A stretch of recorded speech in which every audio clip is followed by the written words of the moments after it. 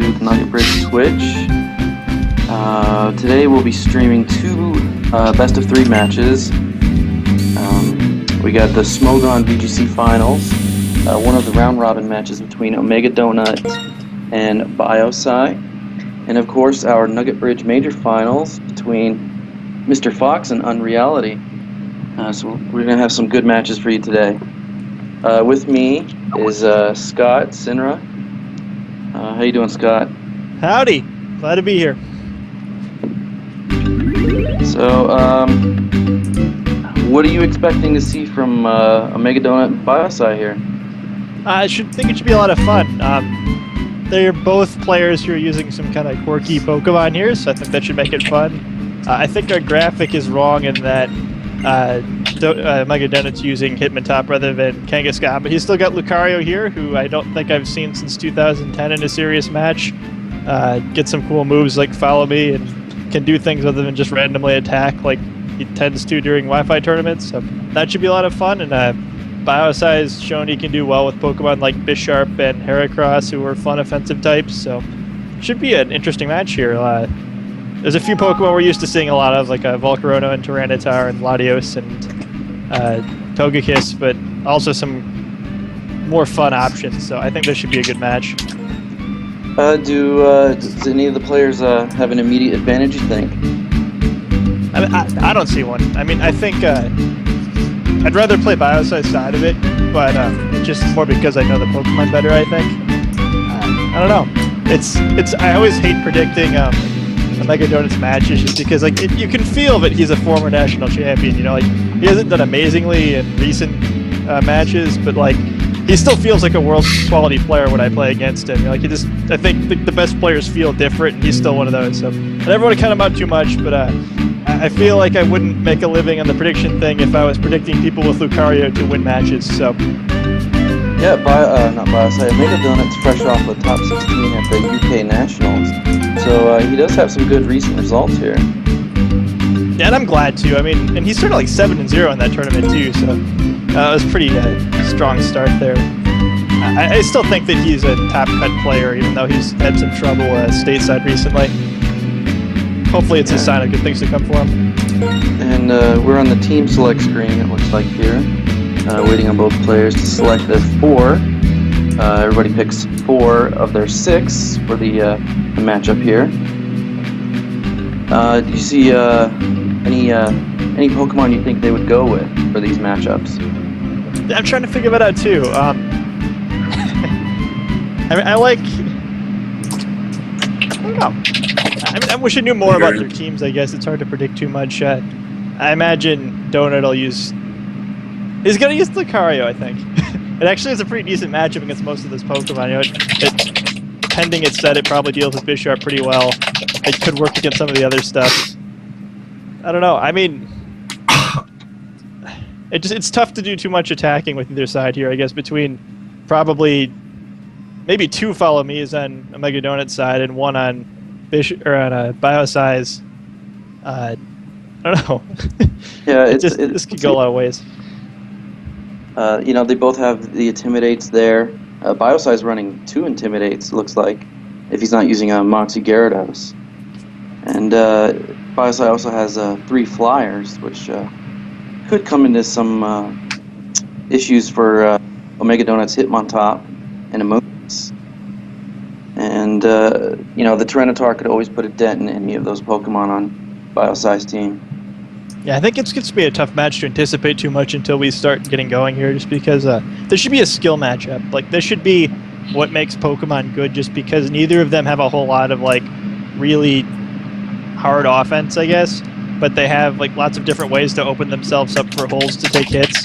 Like, with all the Follow Me's, all the Intimidates, like, it just whoever makes the smart plays and gives themselves the opportunities to, you know, land big attacks will win, and they both have lots of good ways to get there. Yeah, I guess they're both thinking really hard about this matchup, just because there's a lot of things that can go right or wrong for both players. Yeah, I take my time with this one too. I think there's a lot of stuff that can easily go wrong here, or go well. I just, like I said, tricky matchup. Here we are getting into the game here.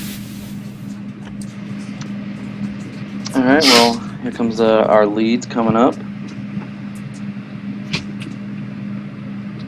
I think it's the first game I've streamed in a while where I really don't know what either player is likely to lead here. I mean, when you see Pokemon like Hitmontop and Landorus, you know, they're common leads, so wouldn't be surprised to see either of them start out the match, but there's not a particularly good team matchup reason for it. And OmegaDonut's side, you want to be careful leading Intimidated into Bisharp, obviously, so he might have to get creative early.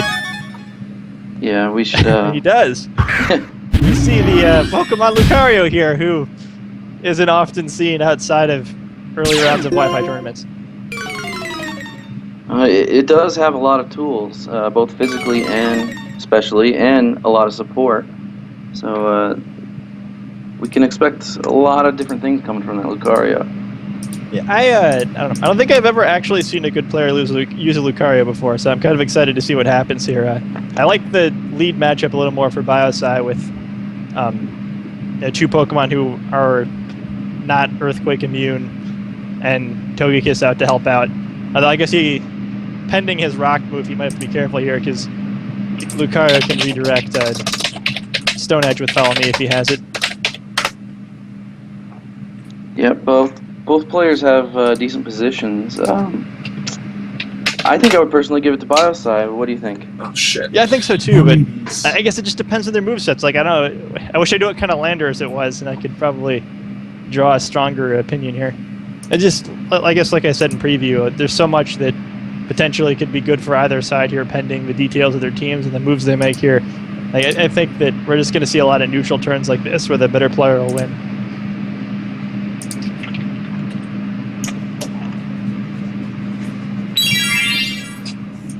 See a Protect from Landorus here, so we do learn that it's not Scarfed at least, and it's Final Gambit from Lucario, so not Follow Me at all. Different gimmick. Yeah. Gimmick rather. Those Lucarios got those gimmicks. Yeah, there's one thing about Lucario. I mean, we don't think about it, period, very much, just 'cause it's not a very common Pokemon, but a pretty large move pool there. And the Togekiss getting off a free Tailwind is... Volcarona gets off a free Quiver Dance, so both of them get off their setup moves at no cost there. But some important information gained on Biosci's side there about what Lucario is going to try to do. I'm trying to think, I don't even know what you do with Lucario other than if you've got Final Gambit. Like, what other moves do you use with that? I don't think I can remember a time we've even seen Final Gambit on something other than, like, Staraptor from Randy and Hui, and then Excelgor in 2011. Yeah, those are one of the few things I've seen use Final Gambit, and this Lucario, I mean, I know it gets it, but it's not a very common move, along with Lucario not being common, period. You get the Protect on Volcarona here, but Lucario eats the Earthquake here, which, if it doesn't kill, it is certainly going to take out any chances of Final Gambit doing anything, but it dies pretty cleanly. Yeah, so I guess we read the no focus action on Lucario. Yeah, which I guess makes sense with Final Gambit, since I'm sure... Yeah. I mean, hysterical 1 HP Final Gambit, break Sash or something, but not a whole lot I think he can do there other than get the free switch on OmegaDonut's side. And, turn 1 didn't go too well for him there since he gave up his gimmick and lost the speed control, so he's kind of just got to take what he was given there and recover here. He gets the Intimidated Landorus, which is helpful, and he's threatening Fake Out now to probably try to get another Quiver Dance, I'd imagine. Yeah, this Volcarona is probably pretty threatening to Biosci, especially if he gets the second Quiver Dance. Yeah, I mean, it's worth noting, too, Biosci doesn't have a whole lot of great resist to deal with Volcarona with. I mean, he's got Gyarados, who I assume he brought based on OmegaDonut's team. But other than that, he's got a bunch of Pokemon who are weak to one of Volcarona's 2 moves. Yeah, so... Okay. But we do see Wide Guard here instead of Fake Out, which works. We do get the Rock Slide, so that's good information for OmegaDonut to get too, since he knows later on that it's not Stone Edge. We get the critical hit Air Slash on Volcarona, and that will pretty much clean up Game 1, probably. Yeah, luck happens, and that's unfortunate for OmegaDonut there. Yeah, a pretty big difference there. I mean, probably tanks it pretty easily without the critical hit. At +1 special defense, you get the second Quiver Dance there. give him a decent shot at sweeping the game. But now OmegaDonut is unfortunately left with 2 support Pokemon. Yeah, he's got to backpedal here and I guess figure something out for game 2, just because unfortunate critical hit there. Yeah, we see the forfeit message there. So OmegaDonut doesn't actually manage to do any damage in game 1. I guess he does that to not reveal anymore about his team. Yeah, I mean, then he really has to.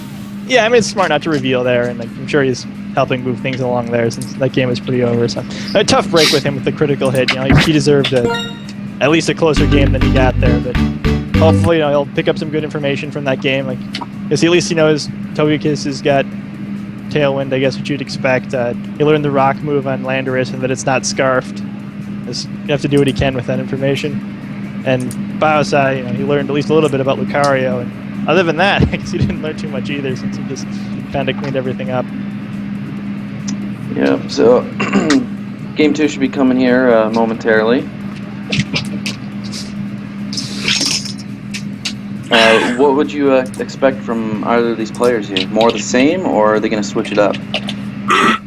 I'd expect some changes just because, going into a second game, usually you want to at least change things a little bit so your opponent can't just counter what you did in the last game. Even though there's some mind games there, obviously, with them expecting you not to do the same thing twice. I guess OmegaDonut's probably going to want to change how he handled the beginning of the game some, since he ended off on the wrong foot really quickly there with the free Tailwind up on the other side and losing a Pokemon on the second turn for basically nothing. I mean, I wish he'd managed to learn the item on Landorus. I think that would make it a lot easier for me to figure out how a Donut should play this. But when it could be Sashed, it could be Yacht, probably are the most likely options. If it's Sashed, if it's not Sashed, you could send Latios out against it and try to burst it down that way. But he doesn't even know if that's an option because it could be Sashed, and he'd probably just lose Latios back if he tried something that way. So I don't know. It's tough to lose game 1 like that if you're OmegaDonut, because not only do you lose the game, but you don't really learn a whole lot about how you should go from there. I'm curious what Lucario's other moves are too, because potentially Lucario could be a good way to help deal with some of the stuff, depending on what its moves are, but it's pretty wide open. Yeah, I thought OmegaDonut actually had a good position, and he probably still can with that Volcarona, just because Biosci's got, the pretty big weakness to Volcarona. Yeah, I'd be surprised if we don't see Gyarados this game. It's likely he had it in the back last game, but if he didn't, I'm sure that'll be the adjustment Biosci makes from game 1, just to make sure Gyarados is there to help him out. But otherwise, I don't think you change a whole lot if you're on his side. Landorus Togekiss is a pretty great combination if your opponent isn't packing a bunch of ice moves. You've got Follow Me, you've got Tailwind to help speed control, Earthquake immunity on Togekiss, obviously. It's a similar concept to what Randy was using with the Excadrill a while ago, which worked well for him. Yeah, absolutely. Landorus does have the sky-high attack, and it can also do some silly things like U-turn if it needs to get out of there, especially with the Tailwind. Yeah, there's lots of Pokemon on Biosci's team, too, to support the Landorus. He's got 3 of his other 5 Pokemon are Earthquake immune. So, there's some great synergy with Landorus there. I think that's one of the big things with trying to make a good team with Landorus, is making sure you've got those Earthquake immunities, since he doesn't have a flying move he can use. So if you want to be able to get stab damage, you've got to use Earthquake. So you've got to build around it some. But I think Landorus is a Pokemon we'll see a lot more of at U.S. Nationals than we did in the regionals.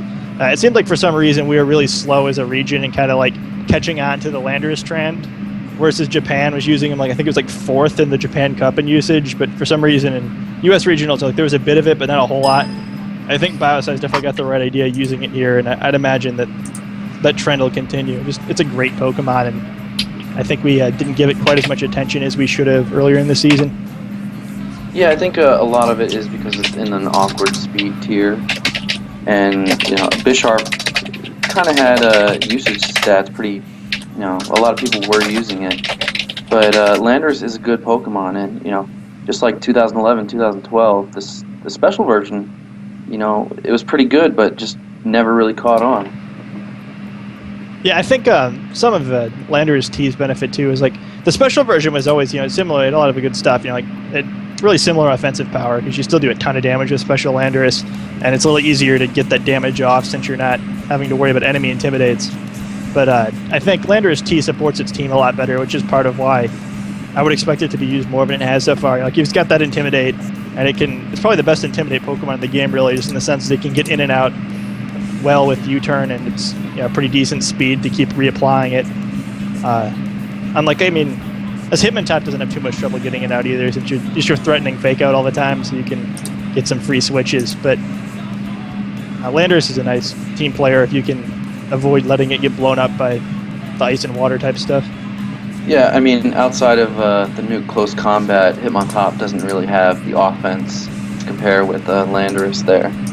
So it threatens beyond just that single fighting move or things like Helping Hand and Wide Guard. So it's kind of an offensive version of Hitmontop, I guess.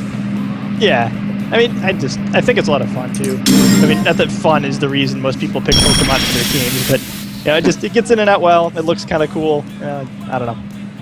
Sometimes I think that matters, Here comes Game 2 of this best-of-3 match for the Smogon VGC Finals. If Biosci wins, he would be declared the winner. OmegaDonut would have to win another game. They're in a round-robin finals. Yeah, I guess we should have probably touched on that before, but yeah, that's unlike the Nugget Bridge Major, where we ended up with 2 players at the end. Smogon just does random pairings every round, and since they had a strange number of players, they ended up with 3 at the end, so you've got to win 2 games of the round robin, or we just keep repeating rounds until someone does. And Biosci is coming into this with a win already, whereas this is OmegaDonut's first match. So Biosci is a game away from taking it all. So Biosci leads the exact same leads, and OmegaDonut completely switches it up using Amoonguss and Latios here. You think that's a good move? It depends on Landorus' item, right? Like I said before, it would have been nice for OmegaDonut to learn if it's Sash or Yacht, which are the 2 most likely options there, just to figure out if he can get this kill with Draco Meteor or not. But I definitely agree with him trying to change things a little bit. But he goes with the Calm Mind instead. Don't see that all the time. So, seems like he's using a sort of stat-up boost team with multiple support Pokemon.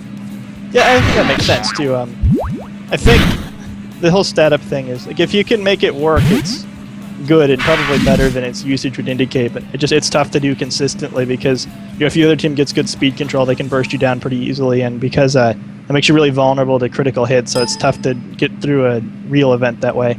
But like when you're just playing one best of 3 in a tournament like this, you're a lot less likely just to get RNG'd, crit through your Calm Minds or whatever.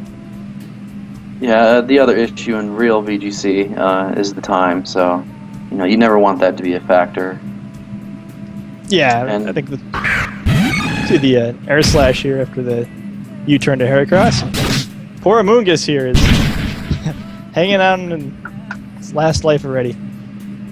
I would have expected a tailwind there, but Biosci goes for the air slash, opting to knockouts. No, 39 HP on the Amoonguss. Maybe he's on the, having to backpedal here. He's on the, not on the ropes, but not in the greatest position. Yeah, I thought that was an interesting call too, not to tailwind. He gets good damage on Amoonguss, but since Togekiss is presumably faster than Heracross, Latios is going to get at least 1 free hit there on an important Pokemon probably. Whereas I would have probably gotten a tailwind off there too. Yeah, obviously, he wasn't expecting Calm Mind either. He was probably expecting that Latios would be at -2 special attack this turn rather than +1. So that definitely changes the situation a lot. So hard to blame Biosci for that. Again, it's a second game of the series. You're getting information you didn't have before, and that's one thing you wouldn't expect. Yeah, our first game, only had a few moves, and this is like the game 1. They're learning a lot about each other. We see the Psyshock from Latios there, taking out Heracross to get OmegaDonut his first kill of the series. And we also see the Life Orb activating on Latios. So he's a heavily offensive stat booster here. And the Spore from Amoonguss. So big play for OmegaDonut to get in a much better spot than he got last game. Yeah, I will say, I love Life Orb Latios. It's something I've changed my mind on. I think even on streams before, I've talked before about how I wasn't a big fan of it, but I just think the sustained offensive threat is a lot of fun, especially when you have Calm Minds. It makes sense to be using like Life Orb there rather than a Draco Meteor, Dragon Gem sort of thing, because if you waste all your time Calm Minding up, you don't want to lower your special attack and have to switch out again. Yeah, you don't want to have to deal with that nuke. The Dragon Gem Draco Meteor is nice because it will get a KO, but this is I guess more longevity over a longer game, I guess. And with the support Pokemon he's got, with him on top of Mungus and maybe that Lucario, it makes sense for his team. I think that makes sense for his playstyle too. I mean, he's a smart player. He's playing for a long time, and I think most of the players who've got a lot of experience into them tend to play a little more conservative of a game, and the more sustained threats tend to be better for that. I just noticed the Amogus is level 49. I was thinking about commenting on that before, but yeah, I mean, probably just anti-Trick Room there, right? Yeah. You notice that most of OmegaDonut's team's pretty quick, so it makes sense for him. Yeah, he needs that. When he's got the Quiver Dance on Volcarona and a fast Latios, he needs a way to deal with the Trick Roomers. You see a critical hit Rock Slide from Landers there, which is pretty big on Latios since we've got the Intimidate on it. And poor OmegaDonut here, just the RNG doesn't want to work with him today. And that crit's big too, because even though he's still generating a lot of threat with his Calm Mind, he's going to have to try to get rid of the Tailwind turns here, which Hitmontop will help him with. With Life Orb, he only gets 2 more attacks no matter what you think, maybe 3. I'm too lazy to do the math, but probably 2, definitely 2.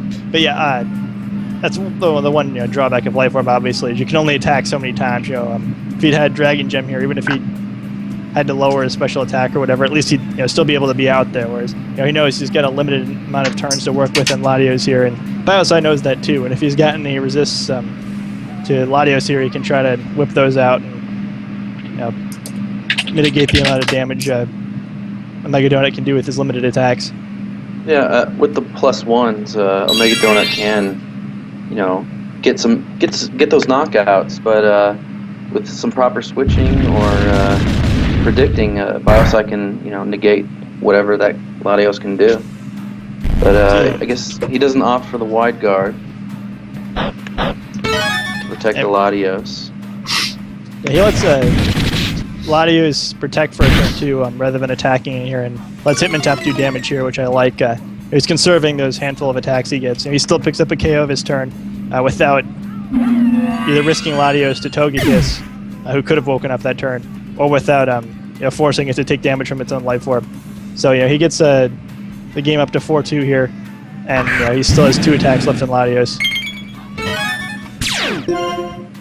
And we do see Gyarados as the last Pokemon on Biosci's side, who, like I mentioned before, I mean, he pretty much had to bring it just to make sure he had Gyarados available to keep Volcarona under control. Which is a pretty good Pokemon in general against OmegaDonut's team. We still haven't seen one of his Pokemon, but it's not like he has an electric type or something that would cause a lot of problems for it.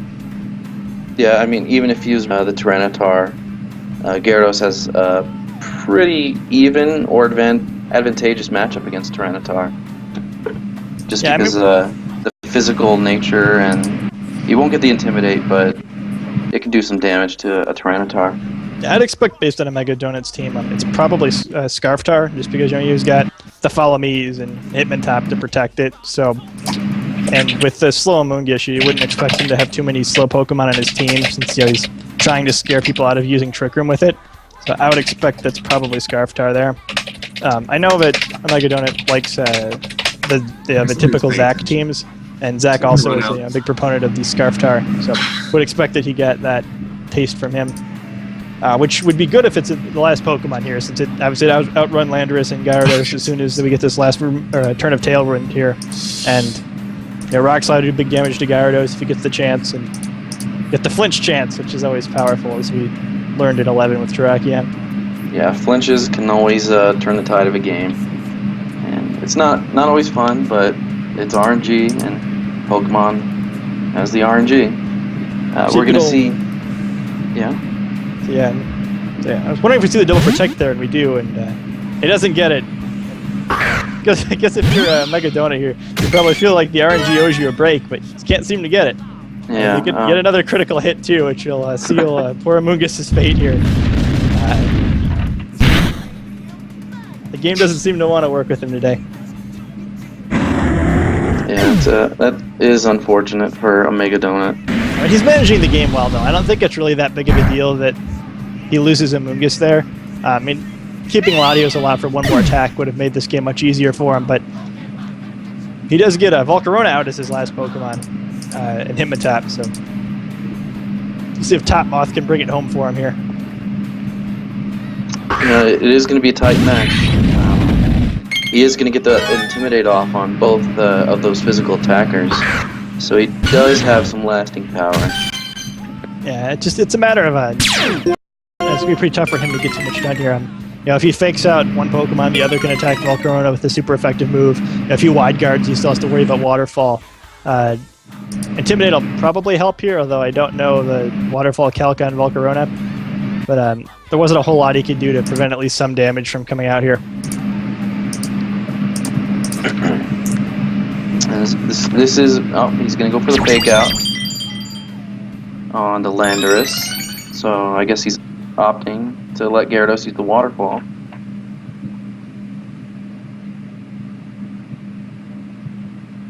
And the Waterfall is enough. Yeah, wow. So... Yeah, I was unfortunate. wondering how many that did, but yeah. Enough. It does enough percent. And, yeah, it's... that Landorus, it's a good serious fit. Yeah, I think it's spend more turns out here with any other Pokemon and help secure the victory for Biosci here. Yeah, it's unfortunate for OmegaDonut. Biosci is Smogon VGC champion with this win. So congratulations to him.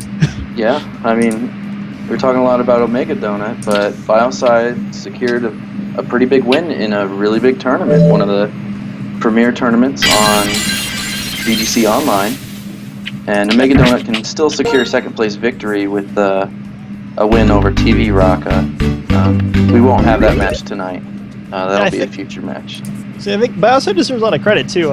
I think he doesn't get quite as much credit for his skills as he deserves. A lot of people know him mostly as an RNG rather than a battler, but I think that Biosci would probably have a much more decorated VGC career if he wasn't living out in Hawaii. The one regional he's attended, he did very well and made the finals. He got a few rounds into Worlds LCQ last year in a tough field. He plays a lot. He's a good player. I think that if he lived in the mainland, he'd be definitely already competing for a Worlds invite and a CP front. And he still has a pretty good chance of doing it at Nationals. So definitely not a particularly big surprise to see him in the finals of the Smogon VGC tournament, even though he's not necessarily one of the bigger names. He is a strong player, and he ended up where he deserved there. I guess we should thank Smogon for hosting this tournament too. I'd kind of wondered if they would do it this year, since I know the VGC scene on Smogon isn't as big as it used to be. But they held the tournament again this year, and it was run really well. And I know the players appreciate playing in it. There aren't a whole lot of big best-of-3 tournaments that have some prestige to them. And I think it's really important for the the VGC community to have a few of those just to get big experience in meaningful events. So thanks to Smogon for running this, and congratulations to Biosci for winning the match. Yep, congrats again to Biosci, and stay tuned. We're going to have Unreality versus Mr. Fox for the Nugget Bridge Major Finals. The winner there will be declared the second Nugget Bridge Major Final champion. They'll receive a few prizes and an invite to the Nugget Bridge Invitational based on points. We should have that match in about, I'm going to say 20